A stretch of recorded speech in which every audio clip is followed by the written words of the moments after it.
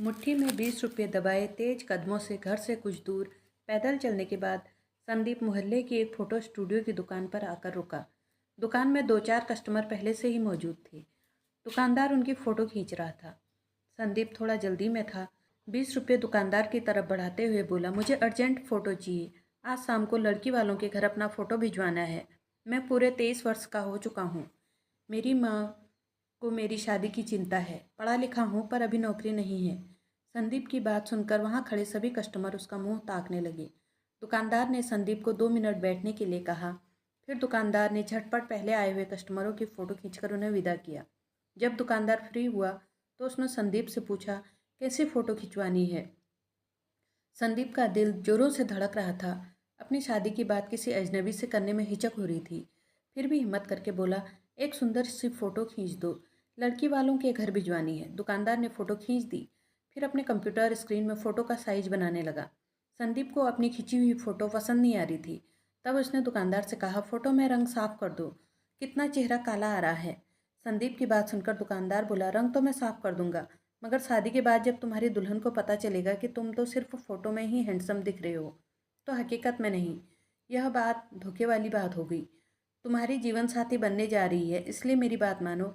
जैसे हो वैसे ही फ़ोटो खिंचवाओ। संदीप का मन उदास हो गया, लेकिन दुकानदार की बात भी सही है। आखिर हम जैसे हैं वैसे ही सामने नज़र आने चाहिए। संदीप 2 घंटे तक वहीं दुकान में जमा बैठा रहा। जब फ़ोटो तैयार हुई तो वह अपनी फ़ोटो को लेकर घर की तरफ चल पड़ा, लेकिन मन ही मन सोच रहा था, अब तो यह फ़ोटो लड़की वालों के घर भिजवाने का कोई फ़ायदा नहीं है।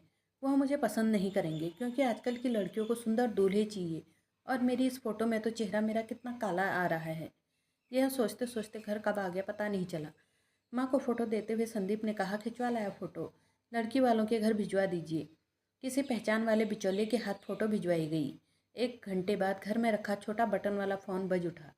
संदीप की माँ ने फ़ोन उठाया और स्पीकर में बात की, ताकि संदीप को भी सुनाई दे। तब उधर से आवाज़ आई, हमारी बेटी तो गोरी चिट्टी है और तुम्हारा बेटा तो बहुत काला है। लड़की ने फ़ोटो देखते ही मना कर दिया। हम अपनी बेटी को फंसाकर इतना बड़ा पाप अपने ऊपर नहीं लाद सकते। कल शाम को हमारी बेटी शालू की करनाल फार्म हाउस में सगाई है। आप लोग ज़रूर आइएगा और देखना हमने दूल्हा कितना सुंदर ढूंढा है। फिर फ़ोन कट गया। संदीप की माँ बड़बड़ाते हुए बोली, कितने बेशर्म लोग हैं, हमारे मुंह पर हमें इनकार करके हमें अपनी ही बेटी की सगाई में बुला रहे हैं।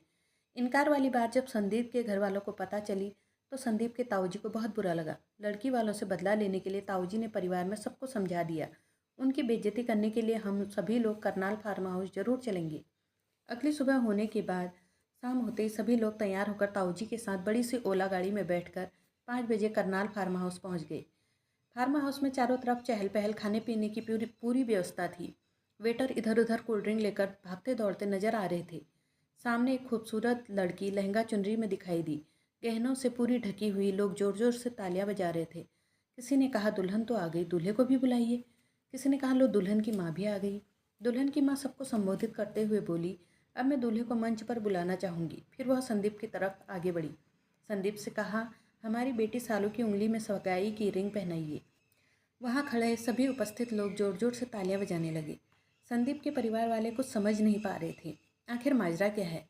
संदीप की माँ दुल्हन की माँ के पास पहुंचकर कहने लगी, कल फ़ोन में तो आप लोगों ने रिश्ते के लिए मना कर दिया था। तब दुल्हन की माँ कहने लगी, समधन जी, आप कैसी बातें कर रही हैं, हमने तो कोई कॉल नहीं किया। संदीप की फ़ोटो आते ही हमने सगाई की तैयारियां शुरू कर दी थी। शायद आपसे किसी ने मजाक किया होगा। संदीप के परिवार वाले कहने लगे, हम तो कोई तैयारी करके नहीं आए, दुल्हन के लिए भी कुछ नहीं लाए। तभी वहाँ खड़े जोर जोर से तालियां बजाते हुए लोग कहने लगे, दुल्हन के पिता भी आ रहे हैं, अब सगाई की रस्म शुरू हो जाए। संदीप ने गौर से देखा, ऊंचा कर चेहरे पर मूछें, यह तो फोटो स्टूडियो के दुकानदार हैं, इनसे तो मैं कल मिल चुका हूँ। क्या यही दुल्हन के पिता हैं? तब वो फोटो स्टूडियो के मालिक संदीप के पास आकर खड़े हो गए। फिर संदीप को गले लगाया और कहा, मैं ही दुल्हन का पिता हूँ, करनाल में हमारा घर है, लेकिन तुम्हारे मोहल्ले में हम फोटो स्टूडियो की दुकान किराए पर चला रहे हैं। 20 वर्षों से फ़ोटो खींचने का काम कर रहा हूँ। जितने भी लड़के फ़ोटो खिंचवाने के लिए आते थे, अपने चेहरे को मलमल से साफ करवाते, कुछ पैसे भी हमें एक्स्ट्रा देते। लेकिन पहली बार मुझे तुम मिले, जब मैंने तुमसे कहा तुम जैसे हो वैसे ही फ़ोटो खिंचवाओ, और तुम राज़ी हो गए। इससे पता चलता है कि तुम्हारा मन साफ है। जहाँ मन साफ होता है वहाँ रंग कोई मायने नहीं रखता। दोपहर को लंच में जब मैं घर पहुंचा तो मुझे अपनी बेटी के लिए तुम्हारी फ़ोटो दिखाई गई। पहले तो मैं चौंक गया, इस लड़के से मेरी मुलाकात दुकान में हो चुकी है। दुकान संभालने के लिए मुझे एक पढ़ा लिखा दामाद चाहिए था और तुम्हारे पास नौकरी भी नहीं थी। फिर सोचा तुम्हें सरप्राइज़ दिया जाए।